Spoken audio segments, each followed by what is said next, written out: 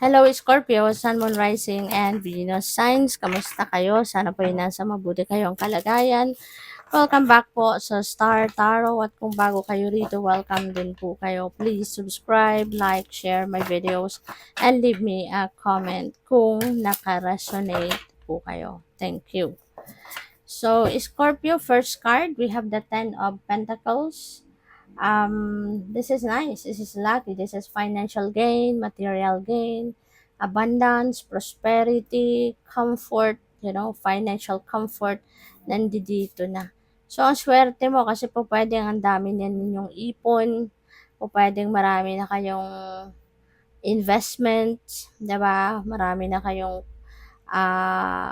kumbaga napasiguro mo na yung inyong financial future. So, possible yon na you already have secured your financial future. You already have secured financial security and stability ninyo for the long term.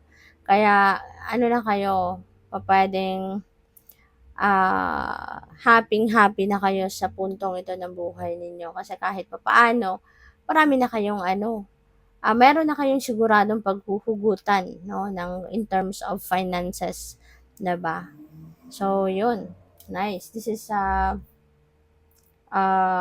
happiness and joy kasi kung ano yung needs ninyo, maaaring nandiyan dyan na. Anytime may mahuhugot ka. You have Eight of Pentacles na siguro din dahil sa trabaho ninyo, maaaring matagal ka na din sa trabaho, pwedeng mataas na yung posisyon mo sa trabaho, kaya marami ka na ring naipon, marami ka nang naiuwing pera, 'di ba? So, masipag, no? Masipag, matyaga ka, you're very diligent, and maaari din may pagka-perfectionist ka kapag nagtatrabaho ka. Magaling, no? Magaling, you are efficient. Kaya din siguro baka madalas kang makakuha ng malaking bonus, ganyan, kasi magaling kang magtrabaho, no? So we have the Wheel of Fortune, Scorpio, you are very lucky. You are so blessed. Kasi si Wheel of Fortune, good luck and good fortune ito eh. So good luck and good fortune are on your side sa ngayon. So sobrang swerte ka. Maraming movement ang pwedeng maganap dito. Pwedeng may mga travel, o pwedeng may mga relocation, trabaho, ganyan. Bahay, pwedeng ganon. At mababaliktad na ngayon ang yung swerte mo. Kung dati, 'di ba, masyadong hindi ka masyadong maswerte noon, no? At ngayon iikot na yung mundo mo, iikot na yung gulong ng palad mo at mapupunta ka na sa magandang swerte sa ngayon, 'di ba? So, yun. This is good luck, good fortune. Napapanig na sa iyo, kumbaga babaling na sa iyo sa ngayon. Kaya o pwedeng maging maswerte ka sa lahat, maging smooth ang pasok ng swerte sa iyo magmula sa pera, pamilya, trabaho, negosyo, mga relationships, no? Mga ganon. At because yung swerte na ito, pwedeng bumalo talaga sa lahat ng areas of your life. 'Di ba, Scorpio? So, possible yon. Kaya, yun. Good for you. So, tignan natin kung ano pa ang ganap. And maraming salamat, no, for subscribing. And if you haven't subscribed yet, subscribe na kayo. And also, maraming salamat din for not skipping the ads. Malaking bagay yan sa akin. And also, please click the join button sa baba ng video kung gusto ninyo na mag-join kayo sa membership. So, first card ninyo, we have Inner Child. Sabi dito, the fairies of playfulness remind you to make time to embrace your inner child. Playing keeps us young at heart. Do something silly and fun, but stay safe. Alright? So, yun. It's about time na for you to embrace your inner child. Paminsan-minsan kailangan din natin ng ganito kasi relaxing, di ba? It's going to give you somehow a room or space sa sarili ninyo para naman maging masaya ka. Ma-break naman yung monotony ng puro na lang trabaho, 'di ba? Ma-break yung stress, kumbaga. Kaya sometimes, paminsan-minsan kailangan natin mag-enjoy. O kailangan na mag-unwind. Okay?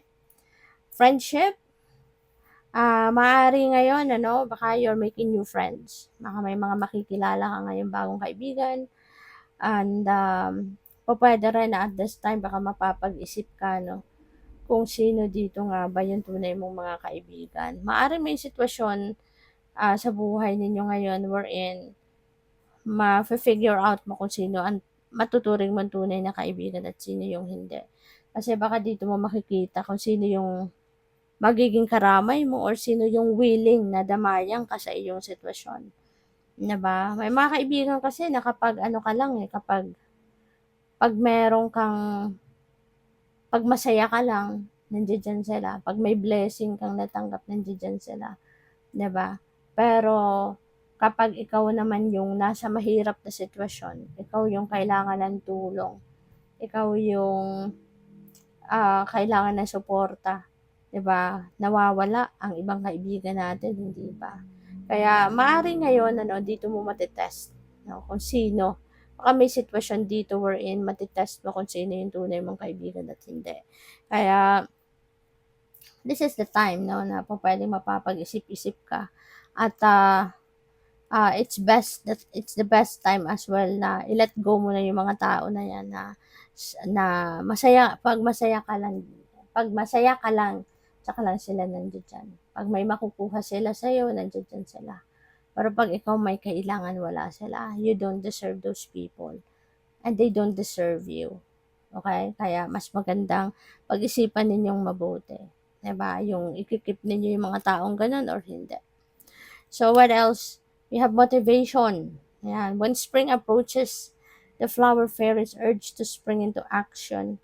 If there's something you've been merely thinking about doing, they say get busy and do it. Yeah. So, maaaring maging super excited ka ngayon and motivated, no? To start something sa buhay mo na, yun, siguro yung ano, yung alam mong makakatulong. I mean, alam mong anong tawag dito, gagawan mo ng paraan na ma-achieve mo or at least makalapit ka doon, 'di ba, sa kung ano man ang goal mo. So, feeling ko dito you will be focused, determined, 'di ba, or pupuwedeng dahil sa excitement na 'yan talagang hindi mo iindahin yung hirap, 'di ba, na maaaring pagdaanan ninyo kasi more of yung excitement yung nagdadala, 'di ba, yung adrenaline mataas.